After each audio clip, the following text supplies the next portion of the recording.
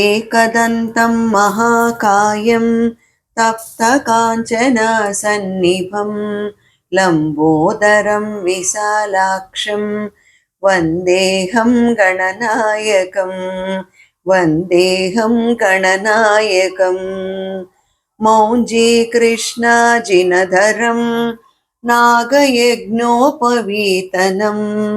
बालेन्दुसकलं मौळे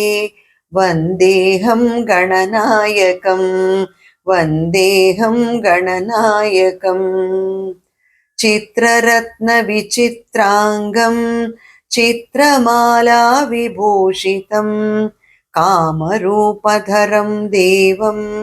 वन्देऽहं गणनायकं वन्देऽहं गणनायकम् गजवक्त्रं सुरश्रेष्ठं कर्णचामरभूषितं पाशाङ्कुशधरं देवं वन्देऽहं गणनायकं वन्देऽहं गणनायकम् मूषिकोत्तम आरुह्य देवासुरमहाहवे योद्धुकामं महावीर्यं वन्देऽहं गणनायकं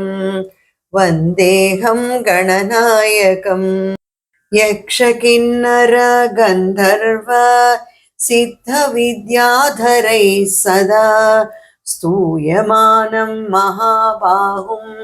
वन्देऽहं गणनायकं वन्देऽहं गणनायकम् अम्बिकाहृदयानन्दं मातृभिः परिवेष्टितं भक्तप्रियं मदोन्मत्तं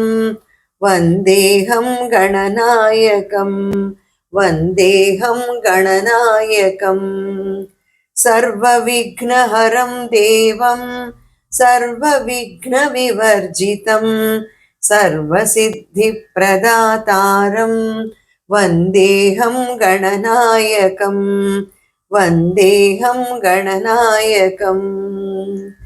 गणाष्टकमिदं पुण्यं यः पठेत् सततं नरः सिद्ध्यन्ति सर्वकार्याणि विद्यावान् धनवान् लभेत् विद्यावान् धनवान् लभेत्।